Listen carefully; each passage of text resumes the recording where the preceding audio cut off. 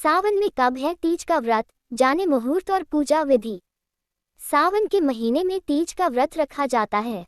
ये त्योहार सुहागिन महिलाओं के लिए बहुत खास माना जाता है।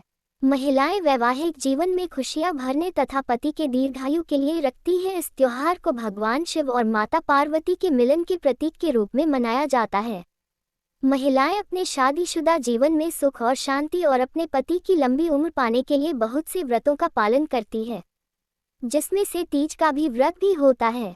इस व्रत में भगवान शिव और मां पार्वती की श्रद्धा भाव से पूजा करती हैं, जिनके आशीर्वाद स्वरूप दाम्पत्य जीवन में खुशहाली, मधुरता और परस्पर प्रेम का आगमन होता है। यूपी, बिहार, झारखंड में तीज धूमधाम से मनाई जाती है। इन क्षेत्रों में सावन तीज भी कहते हैं। शुभ तिथि और मुहूर्त। वैदिक पंचांग के अनुसार इस साल तीज 7 अगस्त 2024 बुधवार को है। सावन महीने के शुक्ल पक्ष की तृतीया तिथि पर 6 अगस्त 2024 को रात 07:52 से आरंभ होगी। तृतीया तिथि का समापन 7 अगस्त 2024 को रात 10:05 तक है। पूजा विधि। तीज के दिन सुहागन महिलाओं को सुबह सुबह स्नान आदि से निवृत्त होकर अपने मायके से आए कपड़े और श्रृंगार के सामान का इस्तेमाल करना चाहिए। इसके बाद शुभ मुहूर्त के अनुसार माता पार्वती और भगवान शिव के साथ गणेश भगवान की प्रतिमा स्थापित करें। सबसे पहले गणेश पूजा करें।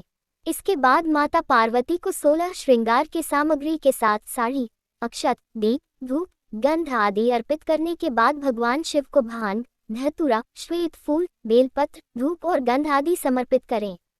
इसके बाद तीज की कथा सुने और तीनों लोगों की आरती करते हैं। पूजा पूरी होने के बाद सभी भक्तजनों में प्रसाद और पंचामृत का बांट दें। तीज व्रत कथा। पौराणिक कथा के अनुसार एक बार शिव जी माता पार्वती को उनके पूर्व जन्म की याद दिलाते हुए कहते हैं कि तुमने मुझे पति के रूप में पाने के लिए वर्षों तक कठोर तप किया, अन्न और जल का भी त्याग कर दिया और सर्दी, गर्मी, बरसात जैसे मौसम की भी कोई फिक्र नहीं की। उसके बाद तुम्हें वर के रूप में मैं प्राप्त हुआ। नारद जी लाए विवाह प्रस्ताव। भगवान शिव माता पार्वती को कथा सुनाते हुए कहते हैं कि हे पार्वती, एक बार नारद मुनि तुम्हारे घर पधारे और उन्होंने तुम्हारे पिता से कहा कि मैं विष्णु जी के भेजने पर यहाँ आया हूँ। भगवान विष्णु स्वयं आपकी तेजस्वी कन्या पार्वती से विवाह करना चाहते हैं। नारद मुनि की बात सुनकर पर्वतराज बेहद प्रसन्न हुए और उन्होंने शादी के इस प्रस्ताव को तुरंत स्वीकार कर लिया। लेकिन जब तुम्हारे पिता पर्वतराज ने ये बात तुम्हें बताई तो तुम बहुत दुखी हुई। मां पार्वती ने शुरू किया तप। जब तुमने अपनी सखी को ये बात बताई तो उसने घनघोर जंगल में तुम्हें तप करने की सलाह दी।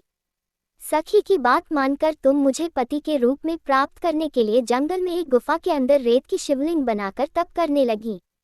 शिवजी माता पार्वती से आगे कहते हैं कि तुम्हारे पिता पर्वतराज ने तुम्हारी खोज में धरती और पाताल एक कर दिया, लेकिन तुम्हें ढूंढ नहीं पाए। तुम गुफा में सच्चे मन से तप करने में लगी रही। सावन मास की शुक्ल पक्ष की तृतीया तिथि पर प्रसन्न होकर मैंने तुम्हें दर्शन दिए और तुम्हारी मनोकामना को पूरा करने का वचन देते हुए तुम्हें पत्नी के रूप में स्वीकार कर लिया। इसके बाद तुम्हारे पिता भी ढूंढते हुए गुफा तक पहुंच गए। तुमने अपने पिता से कहा कि मैं आपके साथ तभी चलूंगी जब आप मेरा विवाह शिव के साथ करवाएंगे। ऐसे हुआ विवाह। आगे भगवान शिव माता पार्वती को बताते हैं कि तुम्हारी हठ के आगे पिता की एक न चली और उन्होंने ये विवाह करवाने के लिए अनुमति दे दी।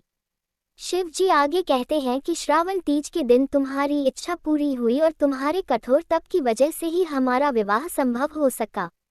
शिव जी ने कहा कि जो भी महिला श्रावणी तीज पर व्रत रखेगी, विधि विधान से पूजा करेगी, तुम्हारी इस कथा का पाठ सुनेगी या पढ़ेगी, उसके वैवाहिक जीवन के सारे संकट दूर होंगे और उसकी मनोकामना मैं जरूर पूरी करूंगा।